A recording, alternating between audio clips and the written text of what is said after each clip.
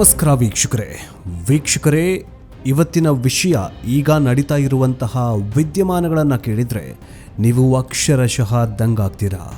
ಒಂದು ಕಾಲದಲ್ಲಿ ಯಾರು ಬೇರೆ ದೇಶಗಳ ನೆಮ್ಮದಿಯನ್ನು ಕೆಡಿಸ್ತಾಗಿದ್ರೋ ಇಂದು ಅದೇ ದೇಶದ ಸೇನೆಗೆ ತನ್ನದೇ ನೆಲದಲ್ಲಿ ದಿಕ್ಕು ತೋಚದಂತಾಗಿದೆ. ಹೌದು, ನಾವು ಮಾತನಾಡ್ತಾ ಇರೋದು ಪಾಕಿಸ್ತಾನದ ಬಗ್ಗೆ. ಪಾಕಿಸ್ತಾನದ ಅತ್ಯಂತ ಭದ್ರವಾದ ಕೋಟೆ ಅಂತ ಕರೆಸ್ಕೊಳ್ಳುವ ರಾವಲ್ಪಿಂಡಿಯ ನೂರ್ ಖಾನ್ ವಾಯುನೆಲೆಯ ಮೇಲೆ ಈಗ ಒಂದು ಭೀಕರ ಪ್ರಹಾರ ನಡೆದಿದೆ. ಹಿಂದೆ ಭಾರತದ ಆಪರೇಷನ್ ಸಿಂಧೂರದ ಸಮಯದಲ್ಲಿ ಬ್ರಹ್ಮೋಸ್ ಕ್ಷಿಪಣಿ ಅಪ್ಪಳಿಸಿ ಇಡೀ ಪಾಕಿಸ್ತಾನವೇ ಬೆಚ್ಚಿ ಬಿದ್ದಿದ್ದ ಅದೇ ಜಾಗದಲ್ಲಿ ಈಗ ಮತ್ತೊಂದು ಭೂಕಂಪನ ಸೃಷ್ಟಿಯಾಗಿದೆ. ಆದರೆ ಅಚ್ಚರಿಯ ವಿಚಾರ ಅಂದರೆ ಈ ಬಾರಿ ಈ ಪ್ರಹಾರ ಮಾಡಿದ್ದು ಅಥವಾ ಈ ಬಾರಿ ಈ ಅಟ್ಯಾಕ್ ಮಾಡಿದ್ದು ಭಾರತವಲ್ಲ, ಬದಲಾಗಿ ಪಾಕಿಸ್ತಾನವೇ ಒಂದು ಕಾಲದಲ್ಲಿ ತನ್ನ ನೆರಳಿನಂತೆ ನೋಡಿಕೊಳ್ಳುತ್ತಾಗಿದ್ದ ಅಫ್ಘಾನ್ ಪಡೆಗಳು, ಅರ್ಥಾತ್ ತಾಲಿಬಾನ್. ವೀಕ್ಷಕರು, ಈ ವಿಡಿಯೋವನ್ನು ಕೊನೆಯವರೆಗೂ ನೋಡಿ, ಯಾಕಂದರೆ ಈ ಸಂಘರ್ಷದ ಪ್ರತಿಯೊಂದು ತಿರುವು ಕೂಡ ಹಾಲಿವುಡ್ ಥ್ರಿಲ್ಲರ್ ಸಿನಿಮಾವನ್ನು ಮೀರಿಸುವಂತಿದೆ. ಏನಿದು ಕಂಪ್ಲೀಟ್ ಸ್ಟೋರಿ? ಯಾಕಂದರೆ ಪಾಕಿಸ್ತಾನ ತಾನೇ ಸಾಕಿದ ನಾಯಿ ಈಗ ತನ್ನನ್ನೇ ಕಚ್ಚುವ ಪರಿಸ್ಥಿತಿಗೆ ಬಂದುಬಿಟ್ಟಿದೆ. ಇಡೀ ಪಾಕಿಸ್ತಾನವೇ ಸರ್ವನಾಶವಾಗುವ ಸ್ಥಿತಿಗೆ ಬಂದುಬಿಟ್ಟಿದೆ ಅಂತಂದರೆ ಅದಕ್ಕೆ ಮೂಲ ಕಾರಣ ಭಯೋತ್ಪಾದನೆ, ಉಗ್ರರ ಫ್ಯಾಕ್ಟ್ರಿ. ನೋಡಿ, ಅಫ್ಘಾನಿಸ್ತಾನ, ಅದರಲ್ಲೂ ತಾಲಿಬಾನಿ ಉಗ್ರ ಸಂಘಟನೆಯನ್ನು, ಅಥವಾ ಇದನ್ನು ಉಗ್ರ ಸಂಘಟನೆ ಅನ್ನಬೇಕು ಅನ್ನಬಾರ್ದು, ನೀವೇ ಕಮೆಂಟ್ ಮೂಲಕ ತಿಳಿಸಿ. ಯಾಕಂತಂದರೆ ತಾಲಿಬಾನ್ ಈಗ ಒಳ್ಳೆ ತಾಲಿಬಾನ್ ಆಗಿದೆ. ISI ಇದೆಯಲ್ಲ, ISI ಉಗ್ರ ಸಂಘಟನೆ, ಅದು ಕೆಟ್ಟದಾಗಿದೆ. ಕೆಲವೊಂದಿಷ್ಟು ಈ ಬಲಪಂಥೀಯರು ಎಡಪಂಥೀಯರು ನಮಗೆ ಕಮೆಂಟ್ ಮೂಲಕ ಹೇಳ್ತಾ ಇರ್ತಾರೆ. ನೀವೇ ಹೇಳಿ, ತಾಲಿಬಾನ್ ಉಗ್ರ ಸಂಘಟನೆ ಹೇಳಬೇಕು ಅಥವಾ ಒಳ್ಳೆ ಸಂಘಟನೆ ಹೇಳಬೇಕು? ಆದರೆ ಒಂದು ಕಾಲದಲ್ಲಿ ಇದೇ ಪಾಕಿಸ್ತಾನದ ಜೊತೆ ಸೇರಿಕೊಂಡು ಭಾರತದ ಮೇಲೂ ಕೂಡ ದಾಳಿ ಮಾಡಿದಂತಹ ಈ ಸಂಘಟನೆ ಈಗ ಒಳ್ಳೆಯವನಾಗಿ ಈಗ ಭಾರತದ ಜೊತೆಗೆ ಸ್ನೇಹ ಸಂಬಂಧವನ್ನು ಮಾಡಿಕೊಂಡಿದೆ. ಆದರೆ ಈಗ ತಾನೇ ಸಾಕದಂತಹ ನಾಯಿ ಪಾಕಿಸ್ತಾನಕ್ಕೆ ಈಗ ತಾಲಿಬಾನ್ ದೊಡ್ಡ ತಲೆನೋವಾಗಿ ಹೋಗ್ಬಿಟ್ಟಿದೆ. ಇದೆಲ್ಲದರ ಕುರಿತಂತೆ ಮಾಹಿತಿಯನ್ನು ಕೊಡ್ತಾ ಹೋಗ್ತೀವಿ. ಆದರೆ ಅದಕ್ಕಿಂತ ಮುಂಚೆ ಈ ಪಾಕಿಸ್ತಾನಕ್ಕೆ ಇನ್ನೂ ಕೂಡ ಬುದ್ಧಿ ಬಂದಿಲ್ವಾ? ಭಾರತ ಈ ಕ್ಷಣವನ್ನೇ ನೋಡಿಕೊಂಡು ಪಾಕಿಸ್ತಾನಕ್ಕೆ ಬುದ್ಧಿ ಕಲಿಸ್ಬೇಕಾ? ಇನ್ನೊಂದು ಸರ್ಜಿಕಲ್ ಸ್ಟ್ರೈಕ್ ಮಾಡಿ ಇಡೀ ಪಾಕಿಸ್ತಾನವನ್ನು ತನ್ನ ಕೈಗೆ ತಗೊಳ್ಬೇಕಾ? ಕಮೆಂಟ್ ಬಾಕ್ಸ್ನಲ್ಲಿ ತಿಳಿಸಿ. ಬನ್ನಿ ವಿಡಿಯೋವನ್ನು ಶುರು ಮಾಡೋಣ. ಅಫ್ಘಾನ್ ರಕ್ಷಣಾ ಸಚಿವಾಲಯ ಬಿಡುಗಡೆ ಮಾಡಿರುವ ಅಧಿಕೃತ ಮಾಹಿತಿಯನ್ನು ಗಮನಿಸಿದರೆ ಇದು ಕೇವಲ ಸಣ್ಣ ಕಾರ್ಯಾಚರಣೆಯಲ್ಲ, ಬದಲಾಗಿ ಪಾಕಿಸ್ತಾನದ ಸೇನಾ ಶಕ್ತಿಯ ಬೆನ್ನೆಲುಬನ್ನೇ ಮುರಿಯುವ ಒಂದು ಬೃಹತ್ ಪ್ಲಾನ್ ಆಗಿದೆ. ರಾವಲ್ಪಿಂಡಿಯ ಅತ್ಯಂತ ಆಯಕಟ್ಟಿನ ಪ್ರದೇಶವಾಗಿರುವ ನೂರ್ ಖಾನ್ ವಾಯುನೆಲೆಯ ಮೇಲೆ ಅಫ್ಘಾನ್ ಪಡೆಗಳು ಅತ್ಯಂತ ನಿಖರವಾದ ಡ್ರೋನ್ ದಾಳಿ ಮಾಡಿವೆ. ಈ ವಾಯುನೆಲೆ ಪಾಕಿಸ್ತಾನದ ಗಣ್ಯ ವ್ಯಕ್ತಿಗಳ ಸಂಚಾರಕ್ಕೆ ಮತ್ತು ಅತ್ಯಂತ ಪ್ರಮುಖ ಸೇನಾ ಕಾರ್ಯಾಚರಣೆಗಳಿಗೆ ಬೇಕಾಗಿರುವಂತಹ ಒಂದು ಕೇಂದ್ರ ಬಿಂದು. ಈಗ ಇದರ ರನ್ವೇ ಮತ್ತು ಹಲವು ತಾಂತ್ರಿಕ ವಿಭಾಗಗಳು ಸಂಪೂರ್ಣವಾಗಿ ಧೂಳಿಪಟವಾಗಿವೆ.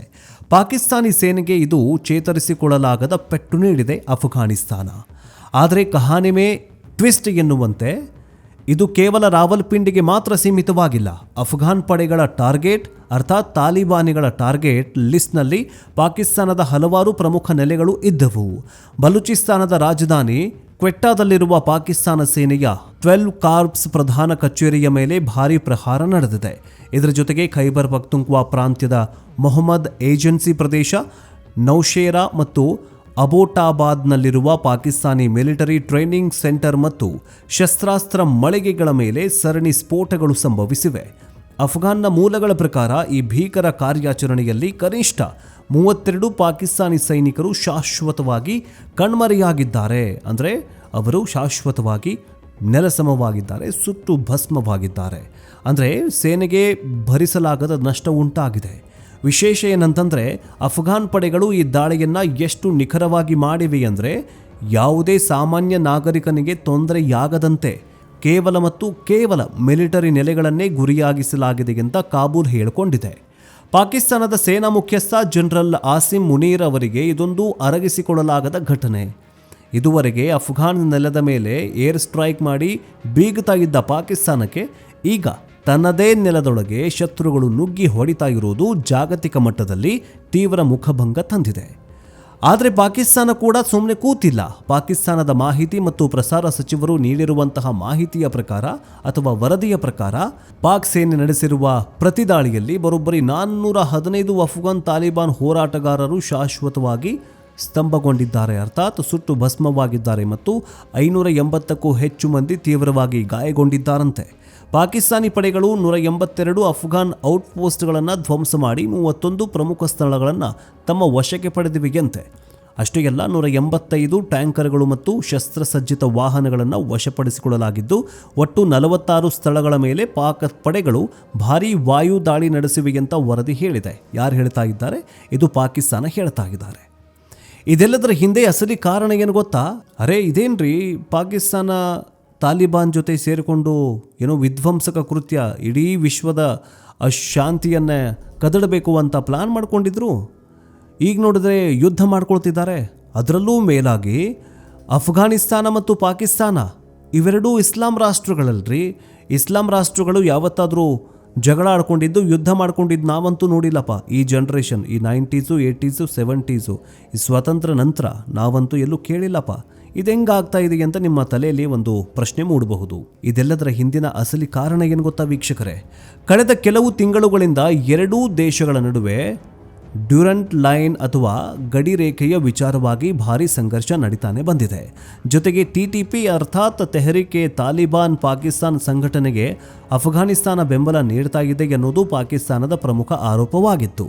ಇದೇ ಕಾರಣಕ್ಕೆ ಪಾಕಿಸ್ತಾನ ಇತ್ತೀಚೆಗೆ ಅಫ್ಘಾನ್ ಗಡಿಯೊಳಗೆ ನುಗ್ಗಿ ವೈಮಾನಿಕ ದಾಳಿ ಮಾಡಿತ್ತು. ಮೊದಲು ಕೆಣಕಿದವರು ಯಾರು? ಪಾಕಿಸ್ತಾನ. ಅಫ್ಘಾನಿಸ್ತಾನದ ಗಡಿಯೊಳಗಡೆ ನುಗ್ಗಿ ಏರ್ ಸ್ಟ್ರೈಕ್ ಮಾಡಿತ್ತು. ಇದಕ್ಕೆ ಪ್ರತಿಯಾಗಿ ಈಗ ಅಫ್ಘಾನಿಸ್ತಾನ ನೇರವಾಗಿ ಓಪನ್ ವಾರ್ ಘೋಷಣೆ ಮಾಡಿದೆ ಅಂತ ಹೇಳಲಾಗ್ತಾಗಿದೆ. ಒಂದು ಕಾಲದಲ್ಲಿ ಪಾಕಿಸ್ತಾನವೇ ಅಫ್ಘಾನಿಸ್ತಾನದ ಆಗು ಹೋಗುಗಳನ್ನು ನಿಯಂತ್ರಿಸ್ತಾ ಇತ್ತು. ಆದರೆ ಈಗ ಕಾಲ ಬದಲಾಗಿದೆ. ಯಾವ ಅಸ್ತ್ರವನ್ನು ಪಾಕಿಸ್ತಾನ ಬೇರೆಯವರ ವಿರುದ್ಧ ಬಳಸುವುದಕ್ಕೆ ತಯಾರು ಮಾಡಿತ್ತೋ ಅದೇ ಅಸ್ತ್ರ ಈಗ ಪಾಕಿಸ್ತಾನದ ಕಡೆಗೆ ತಿರುಗಿದೆ. ಈ ಸಂಘರ್ಷ ಮುಂದಿನ ದಿನಗಳಲ್ಲಿ ಯಾವ ಮಟ್ಟಕ್ಕೆ ತಿರುಗಲಿದೆ, ಇದು ದಕ್ಷಿಣ ಏಷ್ಯಾದ ಭದ್ರತೆಯ ಮೇಲೆ ಎಂಥ ಪರಿಣಾಮ ಬೀರಲಿದೆ ಕಾದು ನೋಡಬೇಕಾಗಿದೆ. ಇನ್ನು ಅಫ್ಘಾನಿಸ್ತಾನದಲ್ಲಿ ಹಲವಾರು ದಿನಗಳಿಂದ ನಡೆದಂತಹ ಈ ವೈಮಾನಿಕ ದಾಳಿಯಲ್ಲಿ 300ಕ್ಕೂ ಹೆಚ್ಚು ಅಫ್ಘಾನ್ ಸೈನಿಕರ ಹತ್ಯೆಯಾಗಿದೆ ಅಂತ ಪಾಕಿಸ್ತಾನ ಹೇಳಿಕೊಂಡಿದೆ. ಫಿರಂಗಿ ಮತ್ತು ವಾಯು ಪಡೆಗಳ ಬೆಂಬಲದೊಂದಿಗೆ ಪಾಕಿಸ್ತಾನ ಸೇನೆ ರಾತ್ರಿ ಇಡೀ ಅಫ್ಘಾನಿಸ್ತಾನದ ಸೇನಾ ನೆಲೆಗಳ ಮೇಲೆ ದಾಳಿ ಮಾಡಿದೆ. ಶನಿವಾರ ಮುಂಜಾನೆವರೆಗೂ ನಡೆದಂತಹ ಈ ಸಂಘರ್ಷದಲ್ಲಿ 300ಕ್ಕೂ ಹೆಚ್ಚು ಅಫ್ಘಾನ್ ಸೈನಿಕರು ಹತರಾಗಿದ್ದಾರೆ, ಸುಟ್ಟು ಹೋಗಿದ್ದಾರೆ ಅಂತ ಪಾಕ್ ಹೇಳ್ತಾಗಿದೆ. ಆದರೆ ಅಫ್ಘಾನಿಸ್ತಾನ ಮತ್ತು ಪಾಕಿಸ್ತಾನದ ನಡುವಿನ ಸಂಘರ್ಷವನ್ನು ಕಡಿಮೆ ಮಾಡುವಂತೆ ಯುರೋಪಿಯನ್ ಯೂನಿಯನ್ ಕರೆ ನೀಡಿದೆ. ಕಳೆದ 24 ಗಂಟೆಗಳಲ್ಲಿ ಗಡಿಯಾಚೆಗಿನ ದಾಳಿಗಳು ಸೇರಿದಂತೆ ಎರಡೂ ದೇಶಗಳಲ್ಲಿ ಹಿಂಸಾಚಾರ ತೀವ್ರವಾಗಿ ಹೆಚ್ಚಾಗಿದೆ. ಈ ಪ್ರಾಂತ್ಯದಲ್ಲಿ ಗಂಭೀರ ಪರಿಣಾಮಗಳಿಗೆ ಕಾರಣವಾಗಿದೆ.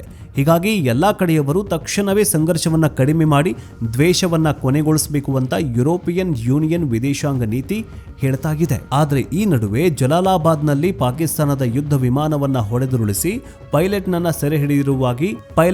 ಸೆರೆ ಹಿಡಿದಿರುವುದಾಗಿ ತಾಲಿಬಾನ್ ಘೋಷಣೆ ಮಾಡಿದೆ. ಆದರೆ ತಾಲಿಬಾನ್ನ ಈ ವಾದವನ್ನು ಪಾಕಿಸ್ತಾನ ಸಂಪೂರ್ಣವಾಗಿ ತಳ್ಳಿ ಹಾಕಿದೆ. ಪೂರ್ವ ಅಫ್ಘಾನಿಸ್ತಾನದ ಜಲಾಲಾಬಾದ್ನಲ್ಲಿ ಒಂದು ಭೀಕರ ಸ್ಫೋಟವಾಗತ್ತೆ. ಇದರ ಸ್ಫೋಟದ ಹೊಣೆಯನ್ನ ಇದೇ ತಾಲಿಬಾನ್ ಮತ್ತು ಅಫ್ಘಾನಿಸ್ತಾನ ಹೊತ್ತುಕೊಂಡಿತ್ತು. ಇನ್ನು ಇದೆಲ್ಲದರ ನಡುವೆ ಅಫ್ಘಾನಿಸ್ತಾನ ಪಾಕಿಸ್ತಾನದ ಯುದ್ಧ ನಡೀತಾ ಇದೆ. ಆದರೆ ಪಾಕಿಸ್ತಾನಕ್ಕೆ ತನ್ನ ಆರ್ಥಿಕ ಬೊಕ್ಕಸ ಖಾಲಿಯಾಗ್ತಾ ಇದೆ, ದುಡ್ಡು ಖಾಲಿಯಾಗ್ತಾ ಇದೆ. ಇತ್ತ IMF ಕೂಡ ದುಡ್ಡು ಕೊಡ್ತಾ ಇಲ್ಲ, ಚೀನಾ ಕೂಡ ಕೈ ಕೊಡ್ತಾ ಇದೆ. ಪಾಕಿಸ್ತಾನದಲ್ಲಿ ಒಂದು ಯೋಜನೆಯನ್ನು ರೆಡಿ ಮಾಡಿಕೊಂಡಿದೆ. ಸಿಪೆಕ್ ಯೋಜನೆ ಜಾರಿಗೆ ಫಂಡಿಂಗ್ ನೀಡೋದಕ್ಕೆ ಚೀನಾ ದುಡ್ಡು ಕೊಡ್ತಾ ಇಲ್ಲ ಅನ್ನುವಂತಹ ಮಾತುಗಳು ಕೇಳಿ ಬರ್ತಾಗಿದೆ. ಈ ಸಿಪೆಕ್ ಯೋಜನೆಯನ್ನು ಪಾಕಿಸ್ತಾನದಲ್ಲಿ ಚೀನಾ ಓಪನ್ ಮಾಡಿತ್ತು. ಆದರೆ ಅದನ್ನು ನಾವು ರಿಟರ್ನ್ ತಗೊಳ್ತೀವಿ. ಕಾರಣ ಏನಂತಂದರೆ, ಯೋಜನೆ ಕಾಮಗಾರಿ ಚೀನಾ ಯಾಕೆ ಪಾಕಿಸ್ತಾನಕ್ಕೆ ದುಡ್ಡು ಕೊಡ್ತಾ ಇಲ್ಲ ಅಂತಂದರೆ, ಚೀನಾ ಯೋಜನೆ ಕಾಮಗಾರಿ ಸ್ಥಳದಲ್ಲಿ ಉಗ್ರರ ಉಪಟಳ ಹೆಚ್ಚಾಗಿದೆ. ಅಮೆರಿಕದ ಜೊತೆಗೆ ಪಾಕಿಸ್ತಾನ ಮತ್ತೆ ಸರಸ ಸಲ್ಲಾಪವನ್ನು ಮಾಡ್ತಾ ಇದೆ. ಅದಕ್ಕೋಸ್ಕರ ನಾವು ದುಡ್ಡು ಕೊಡಲ್ಲ ಅಂತ ಚೀನಾ ಹಿಂದೆ ಸರಿತಾಗಿದೆ. ಭಾರತದ ಜೊತೆಗೆ ಚೀನಾದ ಒಡನಾಟ ಹೆಚ್ಚಾಗ್ತಾ ಇದೆ. ಚೀನಾದ ಹಿಂದಿನ ಸಾಲಗಳನ್ನೇ ಪಾಕಿಸ್ತಾನ ತೀರಿಸದೇ ಇರೋದು ಈಗ ಚೀನಾ ದುಡ್ಡು ಕೊಡ್ತಾ ಇಲ್ಲ. ಹೊಸ ಸಾಲ ಕೊಟ್ಟರೆ ಅದು ಮರಳಬಹುದು ಎನ್ನುವ ವಿಶ್ವಾಸ ಚೀನಾಗೆ ಇಲ್ಲದಿರೋದು. ಚೀನಾದ ಆರ್ಥಿಕತೆಗೆ ಅಧಂಪತನವಾಗ್ತಾ ಇದೆ. ಪ್ರೊಡಕ್ಷನ್ ಜಾಸ್ತಿ ಆಗ್ತಾ ಇಲ್ಲ. ಅಂದರೆ ಚೀನಾದ ಪ್ರಾಡಕ್ಟ್ಗಳು ಸೇಲ್ ಆಗ್ತಾ ಇಲ್ಲ, ಇಂಪೋರ್ಟ್ ಎಕ್ಸ್ಪೋರ್ಟ್ ಆಗ್ತಾ ಇಲ್ಲ. ಚೀನಾವೇ ಈಗ ಬಡತನ ರಾಷ್ಟ್ರವಾಗ್ತಾ ಇದೆ. ಈ ನಮಗೆ ದುಡ್ಡಿಲ್ಲ, ನಮಗೆ ತಿನ್ನಕ್ಕೆ ಊಟ ಇಲ್ಲ, ಇನ್ನು ನಾವು ಹೆಂಗೆ ಬೇರೆ ದೇಶಕ್ಕೆ ಸಾಲ ಕೊಡೋದು ಅಂತ ಚೀನಾ ಪಾಕಿಸ್ತಾನಕ್ಕೆ ಸಾಲವನ್ನು ಕೊಡೋದು ನಿಲ್ಲಿಸಿದೆ. ಸಪೋಸ್ ಏನಾದರೂ ಚೀನಾ ಪಾಕಿಸ್ತಾನಕ್ಕೆ ಸಾಲ ಕೊಡದೆ ಹೋದರೆ ದೊಡ್ಡ ಪರಿಣಾಮ ಬೀರುತ್ತೆ ಪಾಕಿಸ್ತಾನದ ಮೇಲೆ. ಇಷ್ಟೆಲ್ಲ ಇದ್ರೂ ಕೂಡ ಪಾಕಿಸ್ತಾನ ಅಫ್ಘಾನಿಸ್ತಾನದ ಮೇಲೆ ಏರ್ ಸ್ಟ್ರೈಕ್ ಮಾಡ್ತಾಗಿದೆ, ಭಾರತದಲ್ಲಿಯೂ ಕೂಡ ಏರ್ ಸ್ಟ್ರೈಕ್ ಮಾಡೋದಕ್ಕೆ ರೆಡಿ ಆಗ್ತಾಗಿದೆ. ಇದೆಲ್ಲವೂ ಕೂಡ ದುಡ್ಡು ಎಲ್ಲಿಂದ ಬರ್ತಾಗಿದೆ? ಇನ್ನು ಸೌದಿ ಅರೇಬಿಯಾ ಅಥವಾ ದುಬೈ ಅಲ್ಲಿಂದ ಏನಾದರೂ ದುಡ್ಡು ಬರುತ್ತಾ? ಅವ್ರ ಮೇಲೇ ದಾಳಿ ಆಗ್ತಾ ಇದೆ. ಇರಾನ್ ದೊಡ್ಡ ದಾಳಿ ಮಾಡ್ತಾಗಿದೆ. ಇನ್ನು ಪಾಕಿಸ್ತಾನ ಎಲ್ಲಿಂದ ದುಡ್ಡು ತರತ್ತೆ? ಒಂದು ಯುದ್ಧ ನಡಿಬೇಕಾದ್ರೆ ಒಂದು ಗುಂಡು ಹಾರಿಸಬೇಕಾದ್ರೂ ಕೂಡ ದುಡ್ಡು ಬೇಕು. ಆ ದುಡ್ಡು ಗುಂಡು ಹಾರಿಸಿದ್ರೆ ಗುಂಡು ಹಾರಿಸಿದ್ರೆ ದುಡ್ಡು ಬರುತ್ತಾ? ದುಡ್ಡು ಕೊಡೋರೇ ಇಲ್ವಲ್ಲ.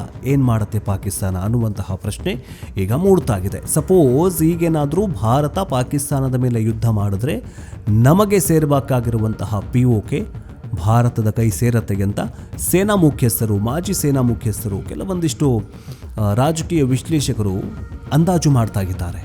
ಆದರೆ ಭಾರತ ಅಥವಾ ಮೋದಿಯವರು ಇಂತಹ ನಿರ್ಣಯವನ್ನು ತಗೊಳ್ತಾರಾ? ಕಾದು ನೋಡಬೇಕಾಗಿದೆ. ವೀಕ್ಷಕರೇ, ನಿಮಗೇನು ಅನಿಸುತ್ತೆ? ಈ ಪಾಕಿಸ್ತಾನದ ಉಪಟಳ ಅಥವಾ ಪಾಕಿಸ್ತಾನದ ಬೆನ್ನು ಮೂಳೆ ಮುರಿಬಾರ್ದಾ?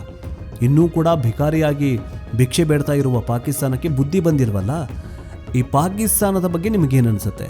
ಪಾಕಿಸ್ತಾನದ ಈ ಪರಿಸ್ಥಿತಿಗೆ ಇದರ ಹಿಂದಿರುವ ಕರ್ಮಗಳೇ ಕಾರಣ ಅಂತೀರಾ? ಕಮೆಂಟ್ ಬಾಕ್ಸ್ನಲ್ಲಿ ತಿಳಿಸಿ. ನೆಕ್ಸ್ಟ್ ಅಪ್ಡೇಟ್ನೊಂದಿಗೆ ಬೇಗ ವಾಪಸ್ ಬರ್ತೀವಿ. ಜೈ ಹಿಂದ್, ಜೈ ಕರ್ನಾಟಕ, ವಂದೇ ಮಾತರಂ.